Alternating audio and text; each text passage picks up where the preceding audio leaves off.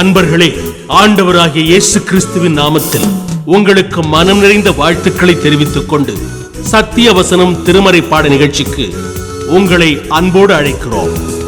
சத்திய வசனம், இது தேவனின் வசனம்.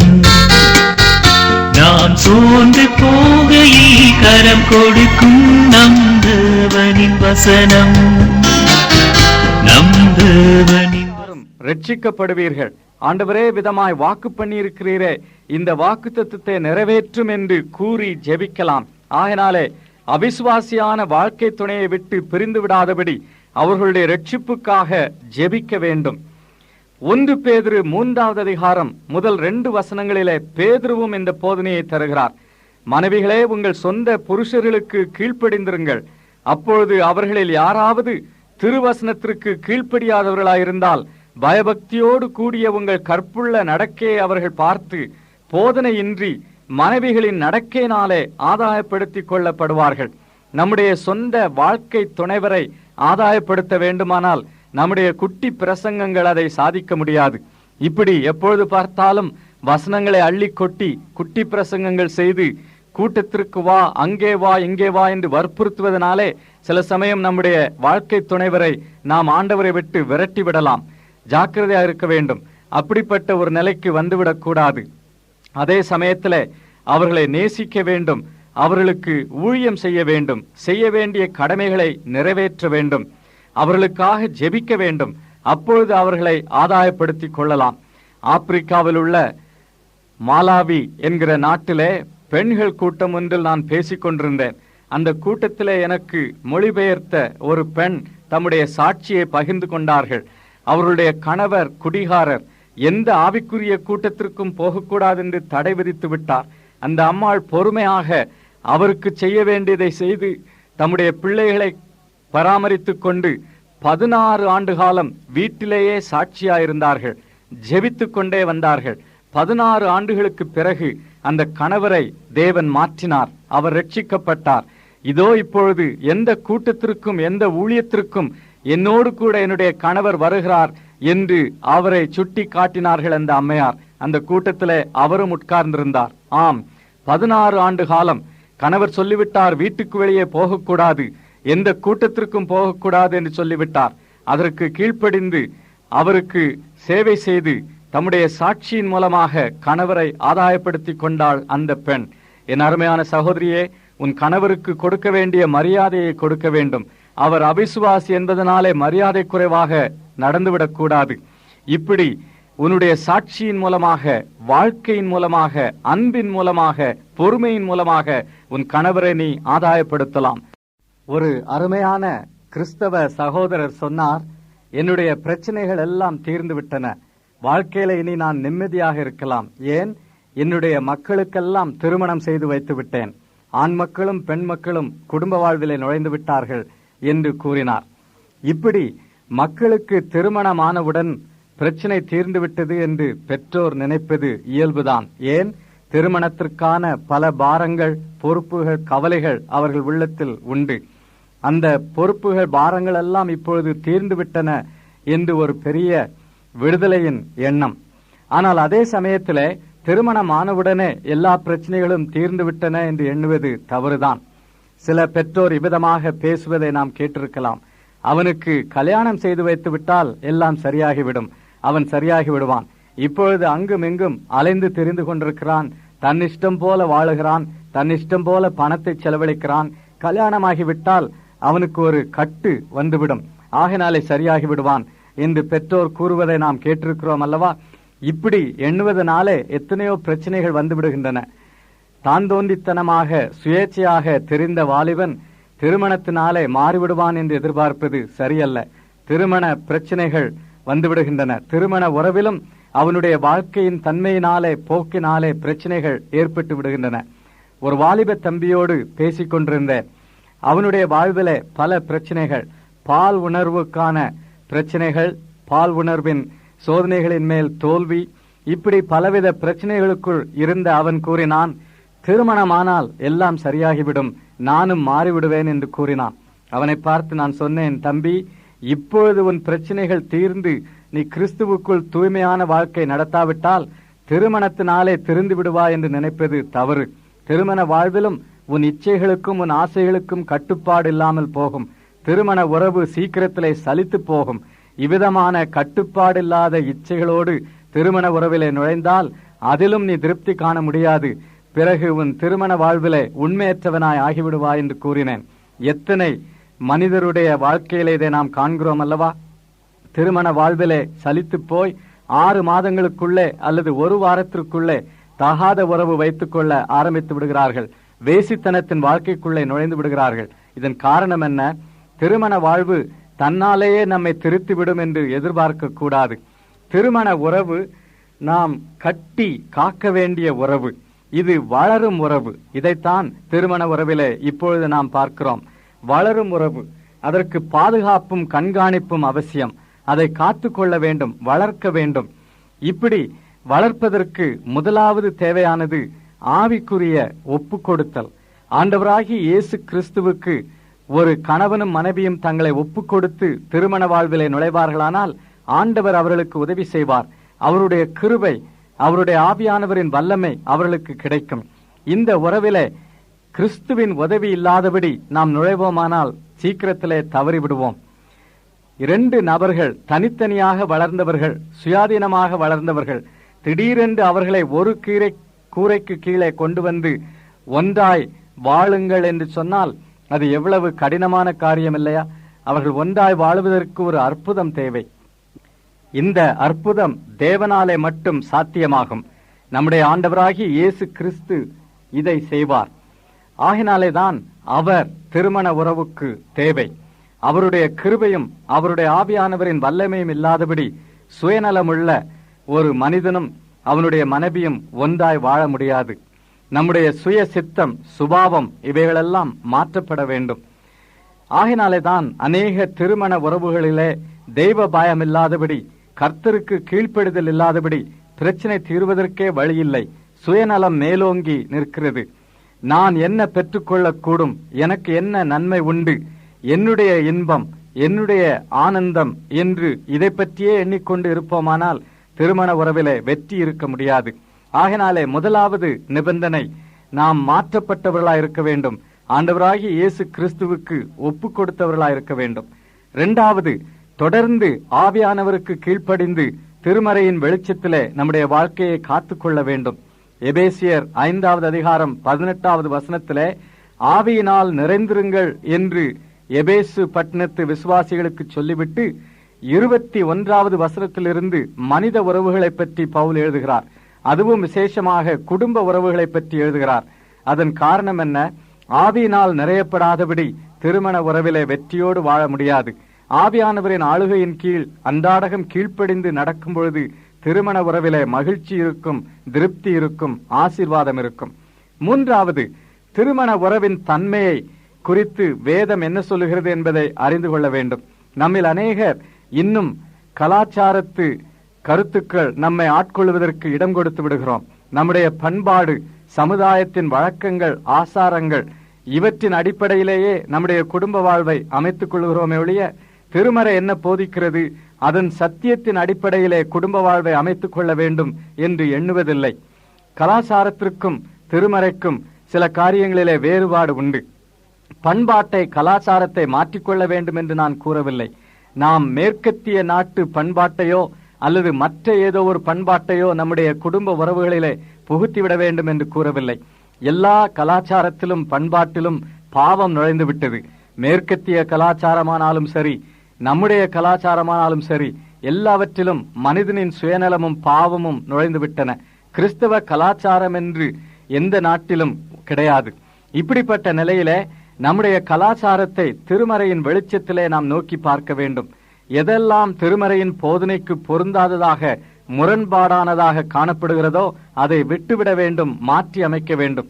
எது வேதத்தினால் கண்டிக்கப்படவில்லையோ அதை நாம் ஏற்றுக்கொள்ள வேண்டும், அதன்படி வாழ வேண்டும். ஆகினாலே கலாச்சாரத்தை முழுவதுமாய் தூக்கி தூர எறிந்துவிட வேண்டும் என்று அவசியமில்லை. கலாச்சாரத்தில் திருமறைக்கு பொருந்தாத காரியங்களைத்தான் மாற்றிக்கொள்ள வேண்டும். பெண்ணை பற்றி அநேக கலாச்சாரங்களிலே சரியான கருத்துக்கள் கிடையாது. பெண்களை பற்றி இருக்கும் கருத்துக்கள் திருமறையின் வெளிச்சத்திலே நாம் மாற்றிக்கொள்ள வேண்டும். பெண்கள் ஆண்களுக்கு தாழ்வானவர்கள் அல்லர். சில கலாச்சாரங்களிலே பெண்கள் கீழானவர்களாக கருதப்படுகிறார்கள், அவ்விதமாகவே நடத்தப்படுகிறார்கள். இது தவறாகும். திருமறை என்ன போதிக்கிறது? ஆணும் பெண்ணும் சமம் என்று போதிக்கிறது. கலாத்தியர் 3வது அதிகாரம் 28வது வசனத்தை எடுத்து பாருங்கள். யூதன் என்றும் கிரேக்கன் என்றும் இல்லை, அடிமை என்றும் சுயாதீனன் என்றும் இல்லை, ஆண் என்றும் பெண் என்றும் இல்லை, நீங்கள் எல்லாரும் கிறிஸ்து இயேசுவுக்குள் ஒன்றாயிருக்கிறீர்கள். ஆகினாலே தன் மனைவி தனக்கு சமமானவள் என்பதை கணவன் ஏற்றுக்கொள்ள வேண்டும். திருமண உறவிலே நுழைவதற்கு பக்குவம் தேவை, ஆயத்தம் அவசியம் என்று பார்த்தோம். திருமணத்திற்காக எவ்வளவு ஆயத்தங்கள் செய்கிறோம் அல்லவா? பணத்தை சேர்த்து வைக்கிறோம், செலவுக்காக பணம் தேவை என்று அறிந்து அதற்கான ஆயத்தங்களை செய்கிறோம். இன்னும் திருமணத்திற்கான ஆடைகளையும் உடைகளையும் ஆயத்தம் செய்வதிலும் மும்முரமாக ஈடுபடுகிறோம். பல விதங்களிலே ஆயத்தங்களை செய்கிறோம்.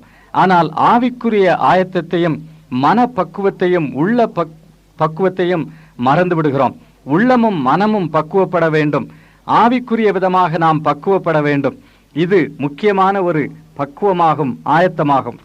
பாவ ஸ்பாவமும் பிடிவாதமும் சுயநலமும் உள்ள இருவர் ஒன்றாய் சேர்ந்து வாழ்வது கூடாத காரியம்.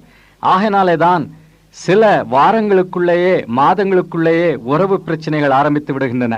இன்றைக்கு கணவன் மனைவி இருவருக்கும் இடையே இருக்கும் பிரச்சனைகள் ஏராளம். அநேக திருமண உறவுகள் பாதிக்கப்பட்டு உடைந்து போன நிலையில் இருக்கின்றன. நம்முடைய சமுதாயத்தின் கட்டுப்பாட்டினாலே ஒருவேளை விவாகரத்தும் பிரிந்து வாழ்வதும் முடியவில்லையானாலும் உள்ளுக்குள்ளே பூசல்கள், ஒருமை கிடையாது, அடிக்கடி சமாதானம் இல்லாத நிலை.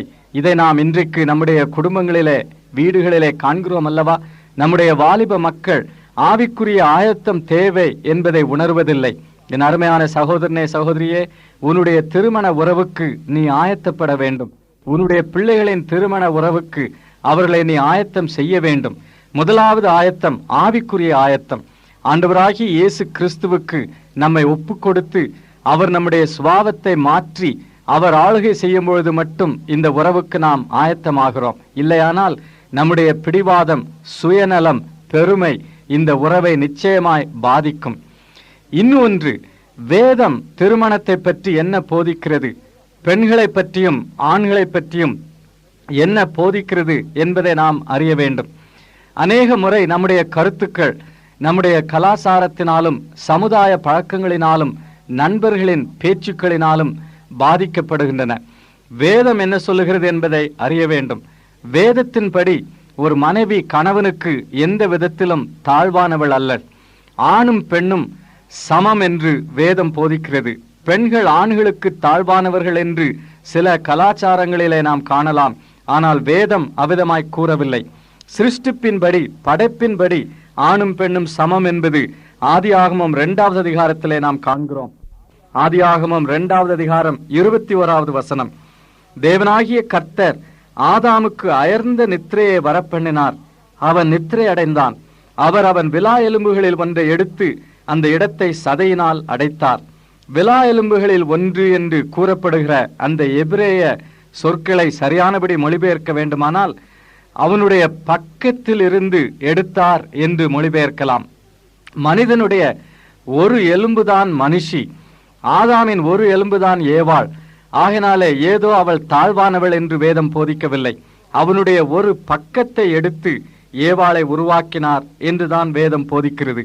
ஆகையினால்தான் கணவனும் மனைவியும் சேரும் பொழுதுதான் அவர்கள் ஒரு மாம்சமாயிருப்பார்கள், பூரணப்படுவார்கள் என்றும் வேதம் போதிக்கிறது.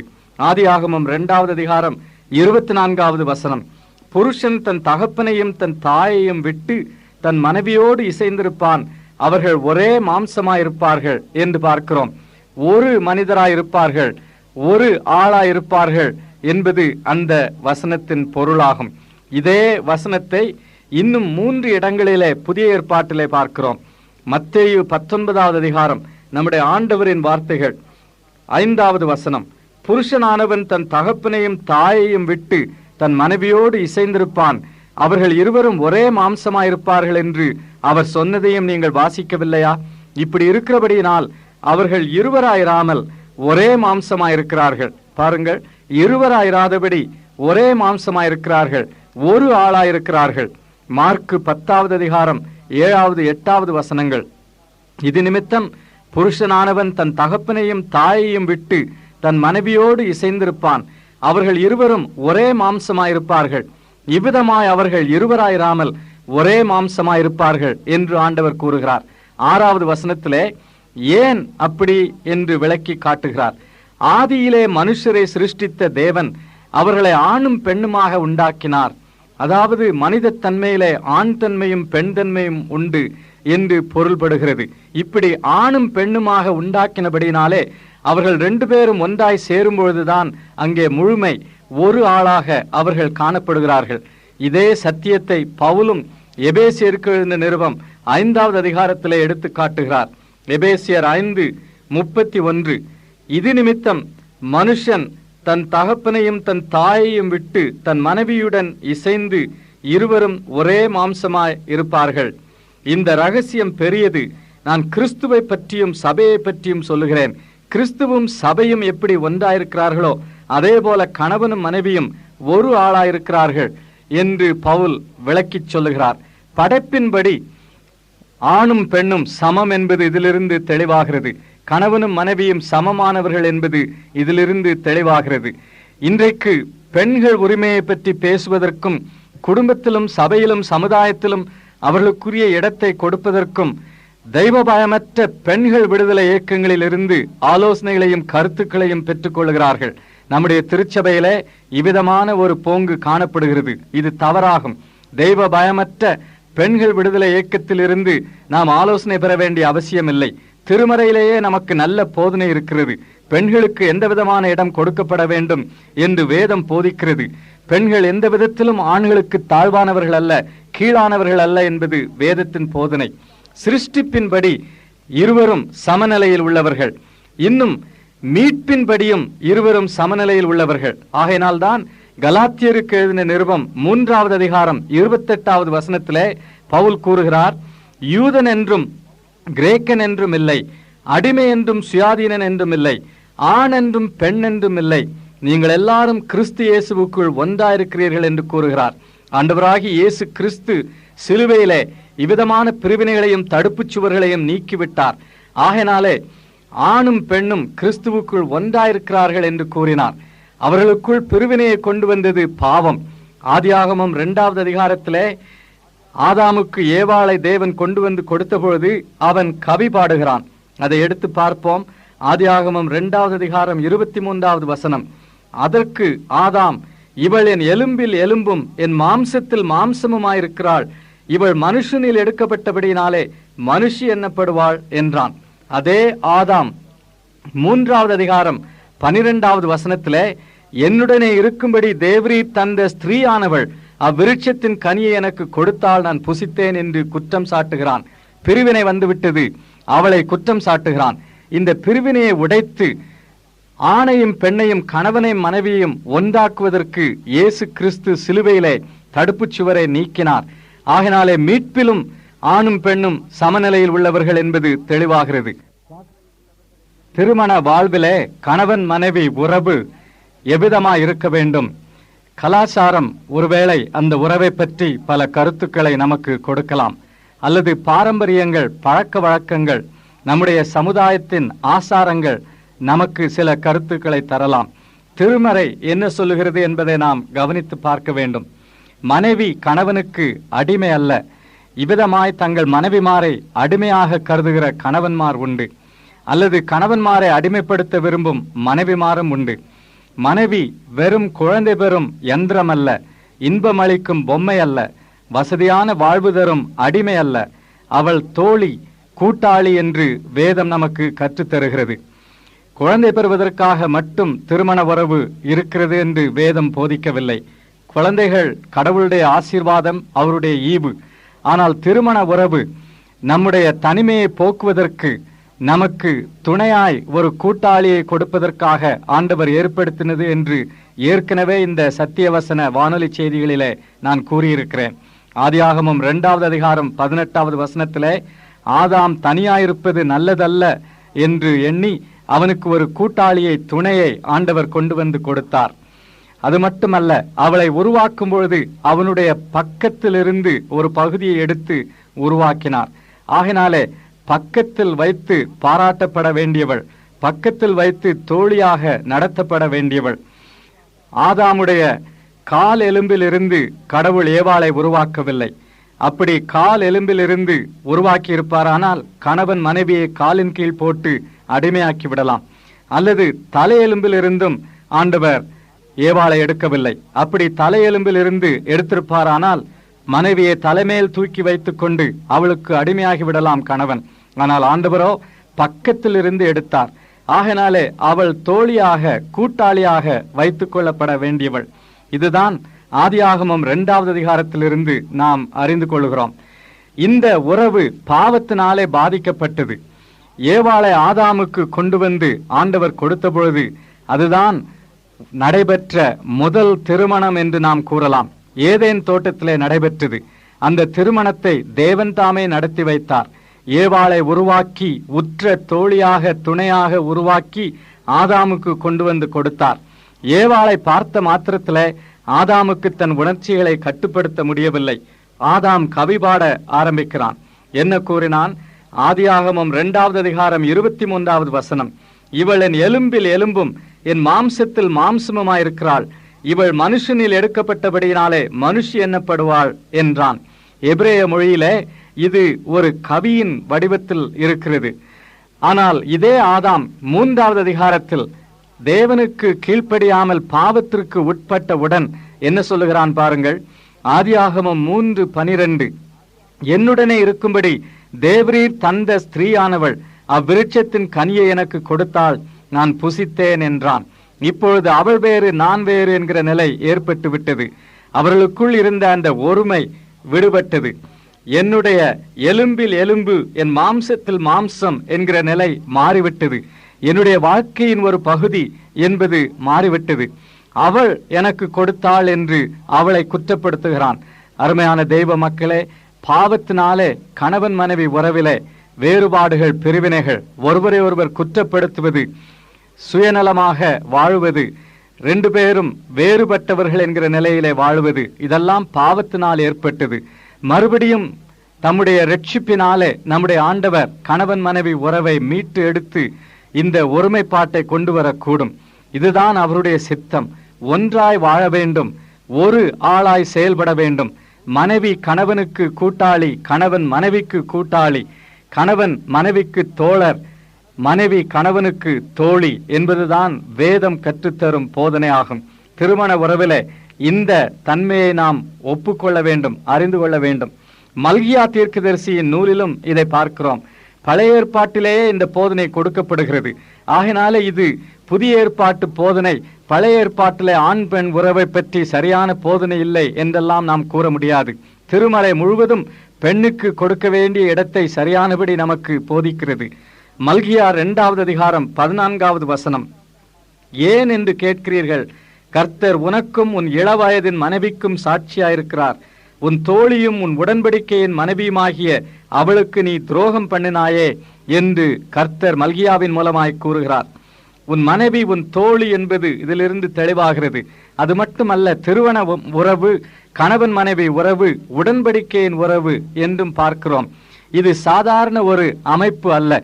ஏதோ சமுதாயத்திலே மாம்ச இச்சைக்கு கட்டுப்பாடு கொண்டு வரும்படியாக, பால் உணர்வை சரியான வழியில் திருப்பி விடும்படியாக ஏற்படுத்தப்பட்ட ஒரு ஒழுங்கு அமைப்பு என்று நாம் எண்ணக்கூடாது. திருமணமானது தேவனால் ஏற்படுத்தப்பட்டதாகும். ஆகினாலே அது பாவம் என்று எண்ணுவதோ அல்லது அதை உதாசீனம் செய்வதோ தவறாகும். ஆண்டவர் உன்னை திருமண வாழ்விற்கு அழைப்பாரானால் அதன் பரிசுத்தத்தை நீ ஒப்புக்கொள்ள வேண்டும். இது தேவனால் கொடுக்கப்பட்டது என்பதை ஏற்றுக்கொள்ள வேண்டும். தனிநிலைக்கு தேவன் அழைப்பாரானாலும் கூட திருமண வாழ்வின் பரிசுத்தத்தை நீ ஒப்புக்கொள்ள வேண்டும். ஒருவேளை உன் அழைப்பு திருமணமாகாத தனிநிலைக்காய் இருக்கலாம். ஆகினாலே திருமண வாழ்வை குறித்து அசட்டையாக எண்ணக்கூடாது, ஏளனமாக பேசக்கூடாது. திருமண உறவு தேவனால் தந்த உறவு. அவர் இதை பரிசுத்தமாக கொடுத்தார். ஆனால் பாவத்தினாலே மனிதன் அதை தவறான வழியிலே திருப்பி விட்டுவிட்டான். இது உடன்படிக்கையின் உறவு என்று வேதம் தெளிவாய் போதிக்கிறது. இந்த உடன்படிக்கையின் உறவிலே மனைவி தோழி என்பதை நாம் வலியுறுத்தி சொல்ல வேண்டும். இதனாலே பொருள் என்ன? மனைவியை தோழியாக ஏற்றுக்கொண்டு எல்லாவற்றையும் அவளோடு பகிர்ந்து கொள்ள வேண்டும்.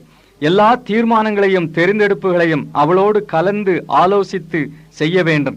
கணவன் மட்டும் சர்வாதிகாரியாக தனக்குத்தான் அதிகாரம் என்று மனைவியை அடிமை போல நடத்தி அவளுடைய பேச்சுக்களை கேட்காதபடி அவள் கருத்துக்களை ஏற்றுக்கொள்ளாதபடி செயல்படக்கூடாது. இது ஆண்டவருக்கு பிரியமில்லாத காரியம், வேதத்திற்கு விரோதமான காரியம். கலாச்சாரம் ஒருவேளை உன்னை சர்வாதிகாரியாக்கி விடலாம். கலாச்சாரம் ஒருவேளை நீயாகவே தீர்மானம் செய்து கொள் என்று கூறலாம். ஆனால் திருமறை அபிதமாய் கூறவில்லை. உன் மனைவி, உன் தோழி, அவளோடு கலந்து ஆலோசித்து தீர்மானங்களை செய்ய வேண்டும். பண விஷயங்களிலும் கூட மனைவியோடு கலந்து ஆலோசிக்க வேண்டும். சம்பாதிப்பது கணவராயிருந்தாலும் கூட பணத்தை செலவழிக்கும் விஷயத்திலே மனைவியின் கருத்துக்களையும் ஏற்றுக்கொள்ள வேண்டும். 2 பேருமாக சேர்ந்து தீர்மானம் செய்ய வேண்டும். இரு சித்தங்கள் ஒன்றுக்கொன்று உடன்படுவது எப்படி? 2 பேருக்கும் தனிப்பட்ட எண்ணங்கள், கருத்துக்கள் இருக்கலாம் அல்லவா? இதற்கு வழி என்ன தெரியுமா? இந்த இரு சித்தங்களும் இயேசு கிறிஸ்துவின் சித்தத்திற்கு ஒப்பு கொடுக்கப்படும் பொழுது இந்த 2 சித்தங்களும் ஒன்றாக இணையலாம். அதுதான் ரகசியம். திருமணமாகி அநேக ஆண்டுகளான ஒரு தம்பதியோடு கூட பேசிக்கொண்டிருந்தேன். கணவனும் மனைவியும் ஒருவரை ஒருவர் நேசித்து விரும்பி திருமணம் செய்து கொண்டார்கள். அவர்களுக்கு குழந்தைகள் கிடையாது. அவர்கள் நடுவில் இப்பொழுது ஒரு பிரச்சனை ஏற்பட்டு விட்டது. மனைவி கூறினார்கள், எனக்கு தெரியாதபடி அவர் தம்முடைய தம்பிக்கும் தங்கச்சிமாருக்கும் உதவி செய்கிறார். அவர் உதவி செய்வதில் எனக்கு ஆட்சேபனை இல்லை. ஆனால் எல்லாவற்றையுமே அவர்களுக்கு அள்ளி கொடுத்து கொண்டிருக்கிறார். என்னிடத்தில் கேட்பதில்லை, கலந்து ஆலோசிப்பதில்லை என்று அவர்கள் கூறினார்கள். கணவர் உடனே, அவள் தன்னுடைய வீட்டாருக்கு மட்டுமே உதவி செய்கிறாள், அவர்களுக்கு தேவையானதையெல்லாம் அனுப்பிவிடுகிறாள். பிறந்த நாளோ அல்லது திருமண விழா கொண்டாட்டமோ எதுவானாலும் சரி, உடனே அவர்களுக்குரியதை எடுத்து அனுப்பிவிடுகிறாள். அவளும் என்னிடத்தில் கலந்து ஆலோசிப்பதில்லை என்று கூறினார். பிறகு 2 பேருமாக சேர்ந்து, ஐயா, இந்த பிரச்சனையே எங்களுக்கு இருக்க வேண்டிய அவசியம் இல்லை. 2 பேரும் வேலை செய்கிறோம், சம்பாதிக்கிறோம். ஆகினாலே தனித்தனி கணக்கு பேங்கிலே நாங்கள் வைத்துக் கொள்ளலாம் அல்லவா? அப்படியானால் அவரவர் விருப்பப்படி செலவழிக்கலாமே என்று கூறினார்கள்.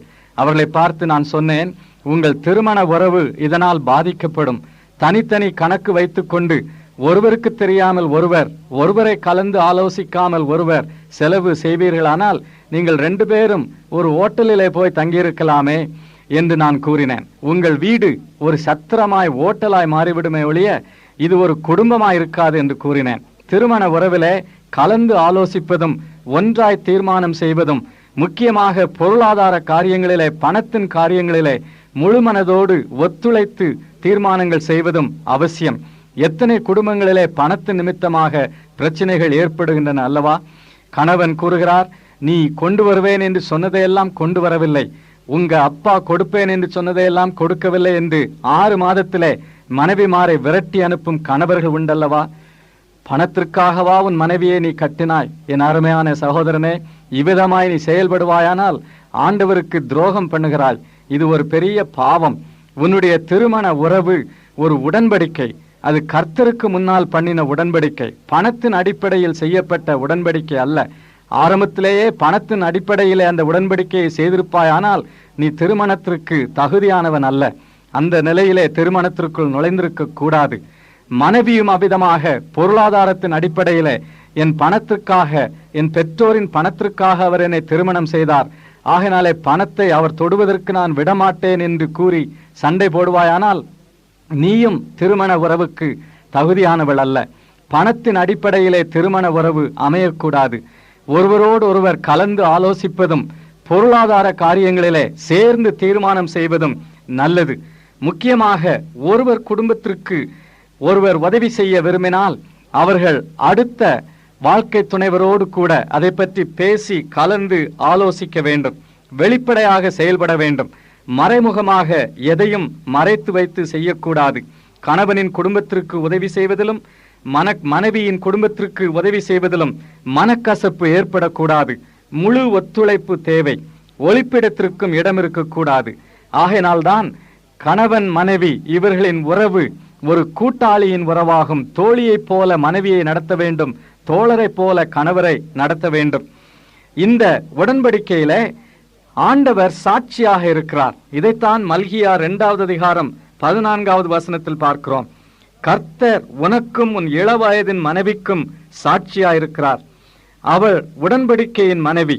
இந்த உடன்படிக்கையிலே கர்த்தர் சாட்சியாயிருக்கிறார். 3வது ஆளாயிருக்கிறார். மூவரை கொண்ட ஒரு உடன்படிக்கை இது. கணவனுக்கும் மனைவிக்கும் உள்ள உடன்படிக்கை. இதிலே கர்த்தர் சாட்சியாக இருக்கிறார், மூலைக்கல்லாக இருக்கிறார். அவரே ஆண்டவராக இருக்கிறார். இதை உணராவிட்டால் திருமண வாழ்விலே திருப்தியோடு இருக்க முடியாது. இதை வலியுறுத்தி சொல்லி வருகிறேன், மறுபடியும் கூறுகிறேன். ஆண்டவராகிய இயேசு கிறிஸ்துவுக்கு கொடுக்க வேண்டிய இடத்தை உன் திருமண வாழ்விலே, திருமண உறவிலே நீ கொடுக்காவிட்டால் உன் திருமண உறவு மகிழ்ச்சியுள்ள உறவாக இருக்க முடியாது. மறைமுகமாக துரோகம் செய்யும் உறவாய் மாறிவிடக்கூடும். ஏன் தெரியுமா? உன்னுடைய திருமண உறவிலே உண்மையான திருப்தி காண வேண்டுமானால் இயேசு கிறிஸ்துவோடு உள்ள உறவிலே நீ திருப்தி கண்டிருக்க வேண்டும். அந்த உறவிலே திருப்தி காணாதபடி திருமண உறவிலே எல்லா திருப்தியும் பெற நீ விரும்புவாயானால் அது நடைபெறாது. தேவன் கொடுக்க வேண்டியதை மனைவி கொடுக்க முடியாது, கணவர் கொடுக்க முடியாது. அவரிடத்தில் பெற வேண்டிய பாதுகாப்பையும் திருப்தியையும் ஒரு கணவனிடத்தில் மனைவியிடத்தில் நீ பெற விரும்பினால் அந்த கணவனையோ அல்லது அந்த மனைவியோ தேவனுடைய இடத்தில் இருக்கச் சொல்லுகிறார் என்பதுதான் பொருள். இது நடக்காத காரியமாகும். ஆகையினால்தான் அந்த சமாரிய பெண் என்ன செய்தாள்? 5 புருஷரோடு வாழ்க்கை நடத்தினாள். 5 பேரையும் அவள் ஒருவர் பின் ஒருவராக திருமணம் செய்து அவர்களோடு வாழ்க்கை நடத்தினாள். திருப்தி கிடைக்கவில்லை. ஆகையினாலே 5 பேரையும் தள்ளிவிட்டு, ஒருவர் பின் ஒருவராக தள்ளிவிட்டு 6வது மனிதனோடு வாழ்ந்து கொண்டிருந்தாள். அதிலும் அவளுக்கு திருப்தி இல்லை. அவளை பார்த்து இயேசு சொன்னார், நீ குடித்தாலும் உன் தாகம் திருப்தி அடையக்கூடிய, நிறைவாக்கக்கூடிய ஜீவ தண்ணீரை நான் உனக்கு தருகிறேன். மறுபடியும் தாகிக்காதபடிக்கு உனக்கு திருப்தி தரக்கூடிய ஜீவ தண்ணீர் இது என்று கூறினார். இயேசுவிடத்தில் நாம் சென்று அவர் கொடுக்கும் ஜீவ அப்பத்தையும் ஜீவ தண்ணீரையும் உட்கொண்டு அவரிடத்தில் திருப்தி அடைந்தால் மட்டுமே மனித உறவுகளிலே திருப்தி காண முடியும். அவர் சாட்சியாயிருக்கிறார், மூலைக்கல்லாயிருக்கிறார். ஒரு வாலிப தம்பி திருமணத்திற்கு ஆயத்தப்பட்டு கொண்டிருக்கும் பொழுது, ஐயா, நான் திருமணம் செய்ய போகிற பெண்ணை உங்களிடம் கூட்டிக் கொண்டு வருகிறேன், எங்கள் இருவரோடும் கூட நீங்கள் பேசி ஜெபியுங்கள் என்று சொன்னார். சரி என்றேன். அந்த பெண்ணை பெற்றோரின் அனுமதியின் பேரிலே அழைத்து கொண்டு வந்தார். முதலாவது ஒரு கேள்வி கேட்டார். என்ன கேள்வி? எங்கள் இருவருக்குள்ளே சச்சரவு வருமானால், அபிப்பிராய பேதம், கருத்து வேறுபாடு ஏற்படுமானால் யாருடைய பேச்சு மேலோங்கி நிற்க வேண்டும்? நீங்கள் சொல்லுங்கள், பிறகு அந்தபடியே நடக்கிறேன் என்று சொன்னார். நல்ல புத்திசாலியான, சாமர்த்தியசாலியான வாலிபர். அவர் என்ன நினைத்தார்? வேதத்தின் அடிப்படையிலே மனைவிமார் புருஷருக்கு, கணவன்மாருக்கு கீழ்ப்படிந்திருக்க வேண்டும் என்று நான் கூறுவேன். அதை வைத்துக்கொண்டு பிறகு எல்லா தீர்மானங்களிலும் மனைவியை பார்த்து நீ எனக்கு கீழ்ப்படிய வேண்டும் என்று சொல்லலாம் என்று அந்த வாலிபர் எண்ணிக்கொண்டார். நான் என்ன சொன்னேன் தெரியுமா? கணவன் மனைவியை ஆட்கொள்வதோ அல்லது மனைவி கணவனை ஆட்கொள்வதோ தவறாகும். இருவரும் சர்வாதிகாரிகளைப் போல செயல்படக்கூடாது. உங்கள் 2 பேருடைய சித்தமும் ஆண்டவராகிய இயேசுவின் சித்தத்திற்கு ஒப்பு கொடுக்கப்பட வேண்டும். தீர்மானங்கள் செய்யும் பொழுது அவருடைய சித்தம் என்ன என்று நீங்கள் அவரிடத்திலே கேட்டு தீர்மானம் செய்ய வேண்டும். அப்பொழுது கணவருடைய சித்தமோ மனைவியுடைய சித்தமோ அல்ல நடைபெறுவது.